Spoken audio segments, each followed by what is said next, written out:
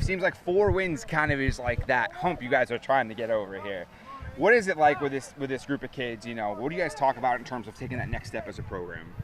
Yeah, we've made that jump to being competitive in games, and the reality is it's more difficult to go from that to winning those games in that next step, because now all the little details are the things that matter. And we've stressed that to our kids. The other thing I think we've really got to stress and focus on is just how we handle adversity. We talk every week about the other team's going to make plays. We play some really good teams on our schedule, and they're going to make plays. So how do we react when that happens? The good part about that is I think the group of kids we've got right now are hungry, and they want those things, and they are willing to be coached to get to those things. So, I think they know what it takes, and now it's just a matter of we've got to take the step and do it. Talk about who you're going to be relying on this team for leadership.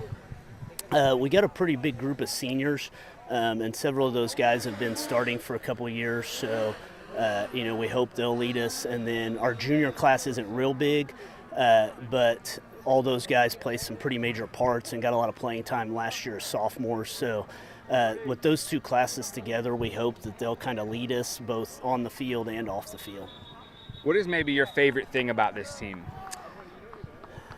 It's just a good group of guys. Like, they're enjoyable to be around. They're the type of kids that you can joke around with because they're not going to, say anything inappropriate, and you can just have a good time being around them. And they take care of each other, so you don't have to worry about, an older guy picking on a younger guy or something like that. So it's just a good group to be around, and, obviously a lot of that comes from home, good families raising them, but they're just fun to be around.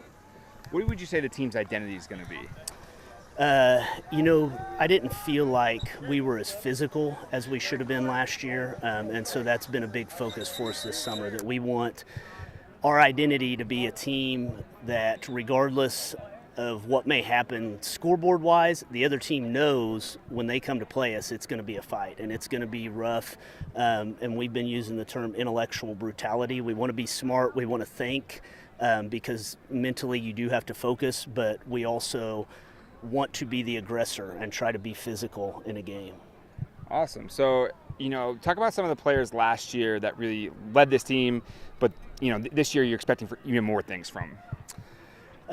Like I said, we've got several seniors coming back that have played a lot, both as sophomores and last year as juniors, so they're guys that we're really going to lean on.